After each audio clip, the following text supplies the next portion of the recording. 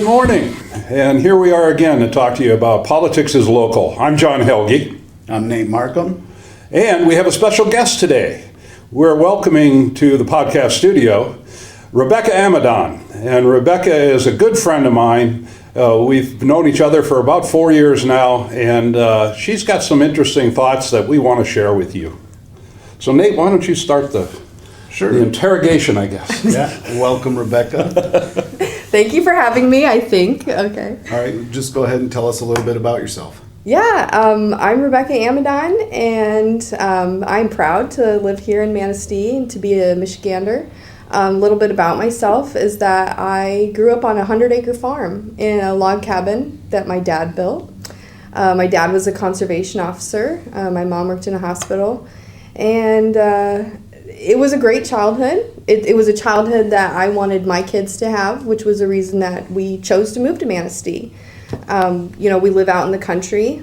We've got some acres, and I've got chickens and guinea hens and all sorts of critters running around our yard, and that's what I wanted for my kids. So the price of eggs has not been a problem. Not a problem for me, although I do have some very lazy chickens. I don't know what they're doing, living rent-free in that coop, but we have a lot of fun with all those animals. I'm unfortunately the mom that when we go to the farm store or a pet store and my son says, "Can I have this? Can we get this?" And I'm like, "Sure. Oh, you want a rabbit? Sure. Let's do it." And then you get home and realize that you're terrified of rabbits. It's very bad timing, but to figure that out. But I've got 2 kids, married to a wonderful man, Ryan, who's very supportive of everything that I do. I couldn't be more lucky. But my son Ace is 5 and my daughter is 2. And it's interesting raising little kids right now and navigating that world of motherhood and having a career, and especially a career in politics, right? But we're loving it, and we're really enjoying living here. I think Manistee is a treasure, a hidden treasure that not everyone knows about, and I feel very lucky to live here and be part of the community here. Well, it wasn't long after you moved here that you wanted to get engaged with politics locally. Oh, I wanted to engage in this community before I even moved here. I mean, when we bought our house and before we'd even moved, I was on Facebook, on Instagram. I even followed the gas station, the Wesco. I mean, I was following every store. I wanted to jump into this community as fast as I could. I wanted to hit the ground running, and we've been so fortunate to do that, and that this community has been so welcoming to us. It's just been a really great experience here. Well, again, you jumped right in and you became the vice chair. Yep. I was the vice chair of the party for the past 4 years, and you guys were so great while I was pregnant with my daughter, and letting me, be able to rest a little bit more during that. And you've all been really supportive, but. It's been good to get in here, to just jump in with the party, be accepted by everyone. Any crazy idea I've had, you guys have said, "Oh, okay, sure, let's try it, whether it works out or not." And it's nice to have that. As you've said, we'll see if that's possible. Yeah, we'll see if that's possible. Sure. All right, Rebecca, I know you're a proud mother of 2. Can you tell me a little bit more about your kids? Yes. So we've got Ace, who's 5, my son, and my daughter Indigo, who is 2, and they keep me very busy. They're very, very cute, always doing something funny. But parenthood's not always rainbows and butterflies, how you would hope, and you deal with those hurdles when they come up. And my daughter, she's 2 now, but when she was about 1.5, we noticed that she was not walking correctly. She would only walk on her knees. And we didn't really know what to make of that, so we took her to the pediatrician. He referred us to Early On, which is Michigan's early intervention services for children 0 to 3 years old. And they got her started right away in physical therapy, trying to teach her how to walk correctly.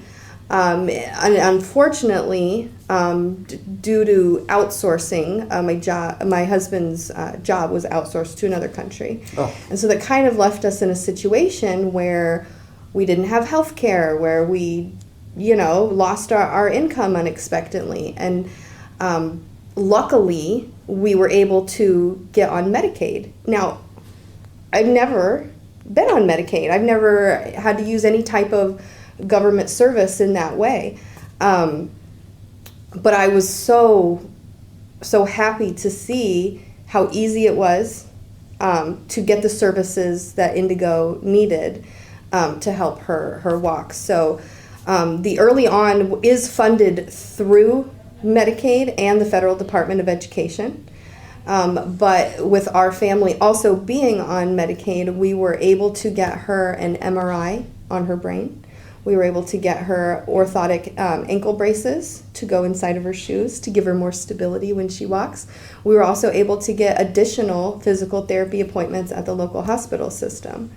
You know, and it's totally changed my perspective on what Medicaid and those types of services can do for people. I think there's this stigma about it where, oh, it's for, you know, this certain type of people that have always used it, but it's really not. You know, the Medicaid and services like that, they're also for people like my family, who you don't know when you're going to need to rely on it, when no one expects to face an unexpected job loss or a medical crisis or, you know, anything. And it needs to be there for all Americans because you just never know. You see it as a true social safety net. Of course, yes. What would my family be facing right now if we didn't have Medicaid to help Indigo get through this? And you know what? She walks pretty good right now. Wonderful. She walks very well, honestly, and she's starting to even get pretty fast. And now she can stand up and walk right up to the doors and open them and get anywhere she wants. Now, would she have been able to do that if Medicaid and Early On wasn't there to help us? I don't know. Probably not. I wouldn't have been able to afford those physical therapy appointments through the hospital. Out of pocket would have been. Oh, no. The pockets were pretty empty at that time, it looked like. Yeah, you know, my husband and I should not have to make decisions about, well, can we afford to get her these additional physical therapy appointments, or do we need to put food on the table, or do we need to pay the light bill? And Medicaid made it so that we could have those services for Indigo, we could get her the help that she needed, so that it's not a bigger problem down the road. If you can get her the help she needs right now, when she's 2, that means when she's 5 and she goes into kindergarten, we're probably not even going to think about this anymore, okay? But if she never had those things, now she's going to be 5. Now she's in the public school system. Now we've got even bigger issues that are going to be even more costly. So it's almost as if it's an investment in our young children that pay off in the long run. Absolutely. So, well, again, it's that along with your consistent advocacy for affordable childcare. Yes. You know, could you tell us a little bit about those experiences, Rebecca? Yes, affordable childcare is a big topic for me. It wasn't until I had children that I understood that this was a serious problem. It is a national crisis for childcare. And if you were to look at the map, Manistee and actually everywhere within the district is classified as a child care desert. And what that means is that there are not enough spots in daycare facilities, whether it's an in-home daycare or more of a facility type daycare, there are not enough spots for how many children there are of that age range. And that affects everyone, no matter if you have children or not, whether you are a senior citizen or you are a young family. It affects everyone, because when you have to take one parent out of the workforce, it affects the economy. And so when you have everyone who has kids that are struggling and fighting for that one spot that opened up at a daycare, I mean, you're losing tax dollars, you're losing money that could be floating around in the local economy. And these families are giving up on shopping locally and buying things that might be more expensive, and they're passing those things up. And so the national child care crisis affects everybody. And I feel so strongly about that I actually flew my family to Washington, D.C. last year to talk to our Michigan senators and our representative about the child care crisis, because that's how important it was to me. Now, that just wasn't you and your family alone. It was a group, right? It was. So it was part of an event that they hold every year called Strolling Thunder. Strolling, get it, stroller? Yeah. Okay. Where it was a collaboration with Think Babies and 0 to 3. And they're organizations that throw this event every year, and they have one family that represents all 50 states and the District of D.C. And we all meet, and if you could believe, we all stayed in the same hotel. They fed us all our meals. So imagine a hotel conference room with, well, everyone at least had one child. We had 2, some had 3 children. We're talking hundreds of children in one giant room. I still remember the screams and the laughter, of course, but it was loud. And they wanted us to take our children to these meetings with the senators, because they wanted the senators and the representatives to see, when you tell a family, well, you should just get a work from home job. All right, let's have a meeting. Let's have a meeting with the children here. And you tell me how valuable a work from home job while I watch my kids is. Okay? And there was families, they had to change their baby's diaper on the senator's desk. And they got a picture of it. It was pretty funny. Because that's not a viable option. Right. Okay? And it was a wild trip, but it was a trip that we'll always remember, and I was really happy and proud to be the family from Michigan that got to go and do that. And again, I'm just sad to hear that our U.S. representative that represents this district did not find the time to see you, even though he was in his office behind a closed door, but would refuse to come out to meet with you and your daughter at the time. And I'm still salty about that, and that was a year ago. So it was a long, let me paint you the picture. It was a long, hot day. I've got strawberry juice in my hair. I'm in the basement of the U.S. Representatives building in the cafeteria. Indigo had just smeared strawberry juice all over. I'm literally holding back tears. But we've got to go to this one last meeting. John Moolinar's office, right? And my husband had to take Ace back to the hotel. He wasn't going to take it for one more meeting. He wasn't going to do it. So I've got Indy. I'm nearly in tears. I've got strawberry juice all over me. We knock on the door. They knew we were coming. The meeting was on the book for months. They say, oh yes, come right in. I don't know how many babies come to John Moolinar's office from his own district. I would imagine not many at all. They knock on his door. They say, hey, would you like to come out? Your constituents are here. A baby even. He was not in session. He was sitting behind that desk. Nope, he wasn't coming out, especially when he figured out we were there to talk about the child care crisis. So that's fine. We met with his legislative director, who sat there and looked Indigo in the eyes and said, no, we cannot divest funds to help child care, not even rural child care for families, or we would lose votes. We would lose votes. Well, you know what? Who gives a crap if you lose votes? You do what is best for the people in your district. You are not a representative for Republicans. You are a representative for everyone, no matter their beliefs, in that district. Amen. Amen. Thank and you. I will tell anybody who wants to hear that story, because I'm sick of that.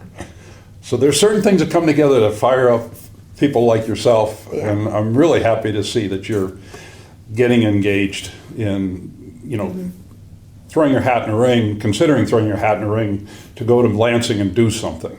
Yep. So Nate, what's the next question on our list? So that's what I wanted to talk about, that you are gearing up for a run for state senate. Can you tell us why you want to run for state senate, even more than you already said? So we are gearing up for a run for the 32nd state senate seat. I'm feeling really good about that, really passionate about that. And the reason why I want to run, honestly, is because I have to. I don't feel like I have another choice. There are things that need to be done. There are issues that need to be addressed that are not being addressed. I feel like I'm hearing people, they're not happy with the way the Democratic Party is going, and it's not being acknowledged. And I'm sick of it, you know? And I want to see people that go to Lansing, that go to DC, that are concerned with the same things that I'm concerned with. I'm the working class, okay? And I want to see the working class represented in Lansing. You know, I worked my way through college myself, paid for it myself. I went to cosmetology school, and I worked in hair salons. And I went to school, I worked in salons, I had jobs at each college I worked at for reduced tuition. And I want to see someone in Lansing talking about what college students are going through, what, you know, how they're paying for it, and what they're dealing with after that. You know, I want to hear people talking about the child care crisis. I don't want to be gaslit anymore. I want to see true leadership, and I want to see people with a plan and a direction. And we're not always getting that right now. I feel like a lot of Democrats are feeling like they don't know where they fit in. You know, when I talk to my friends and they see the things that are happening in DC, which are trickling down into Lansing, they say, well, I've been researching what countries I can go to, I can move to. And I say, no, we are Americans. You stay and you fight. That's what being an American is that when times get tough, you step up. Whether you feel you can do it or not, you have to. That's your red, white, and blue, baby. We're not going anywhere. We're going to stay and we're going to fight. It would have been so easy for you. You know, you have a beautiful place out in the country in the middle of the national forest. You could have just stayed at home with the two kids and the animals and everything. But no, you're stepping up, and you're going to go be a warrior for for justice. And I'm gonna do it the best that I can, and I'm gonna be me while I do it. And you know that might mean that I say the wrong thing sometimes or do the wrong thing, but I'm doing it genuinely as myself. I'm going to represent all people. I'm not just there for Democrats. No. I'm there. I would be their elected official of everybody, and I'm going to do what's in the best interest of everybody. Take it or leave it. Right. Thank you so much for doing this interview with us, Rebecca. I hope you'll hang out for a few minutes. Sure. We have some more stuff to talk about. We're going to get into some local politics. John, we have this revitalization and placemaking grant coming to Manistee. I know you had a meeting on it recently. Can you tell us a little bit about it? It's exciting, Nate. It's a great opportunity. Again, it's a 50-50, it's a matching grant. So it's about $1.5 million total. Wow. That's going to be really put to use here on River Street to continue the work that's been done to preserve this wonderful downtown of Manistee. We continue to get recognition statewide and nationwide. By the way, great news that just came out. First Street Beach. Yeah. #1 beach in the state of Michigan. Yeah. And I could have told you one that. of the top 10 beaches in the United States. In the entire nation, yeah. Yeah. So again, and when people are going to that beach, we want them to go down River Street and say, wow, this is cool. And so we're going to continue to improve upon that. The bulk of the money is going to be spent down around the marina area. Right now, you've got these two streets that kind of come together in a V. That's going to be eliminated. Okay, we're going to eliminate that, and the plan is to make this much more of a pedestrian area. And I think that's really, really great. When they made First River Street one way, I think that helps from the standpoint of walkability in this area. We're going to do a similar like that also on up into Water Street, which is that street that connects in. Yep. So again, I'm excited to see what's going to happen. By the way, if you've been down on the Riverwalk lately, tremendous amount. We've got another grant that is being implemented right now on River Street and improving the Riverwalk area. Good things are happening, again, because we've got a good city manager, a good city council that are thinking more about what they can do to improve the quality of life for people, all people here in Manistee and in Manistee County. So, Yeah, absolutely. Great things going on. speaking of great things going on, hey, tell us a little bit about this fundraiser that you're heading up for our skate park. That's kind of exciting. My nonprofit, the Creative Alliance, is doing a fundraiser at the rec at Sands Park. It's a teen rec center with a skate park, and we are holding a big raffle. We got donations from a whole bunch of local businesses. They were kind enough to donate gift certificates, merchandise. Gordy's in Ludington donated a bunch of skateboards for us to raffle off. Whoa. Wow. Local restaurants, the Sandwich Barista, the Golden Stag, the coffee shops, a lot of places donated to us. It's going to be on June 22nd from 1 to 5. We have local musician Tim Kraus. Oh, Tim's come out. great. He's going to play his guitar for us.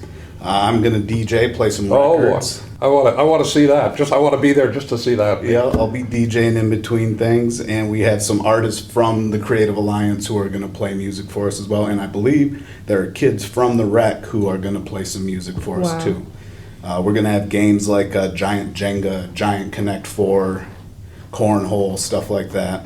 I think we're giving away a drone too. We have a drone to give Whoa. away. Oh. Yeah. Wow. Yeah, so we have a pretty good raffle going on. That's going to be great. Sunday, the 22nd, That's right. 1 to 5. 1 to 5. Excellent. Well, I hope everybody can be there, because I think this is a great start. It's a great start, too. Thank you for what you're doing. Yeah, it's our first event, and we're Yep. going to make it a good one.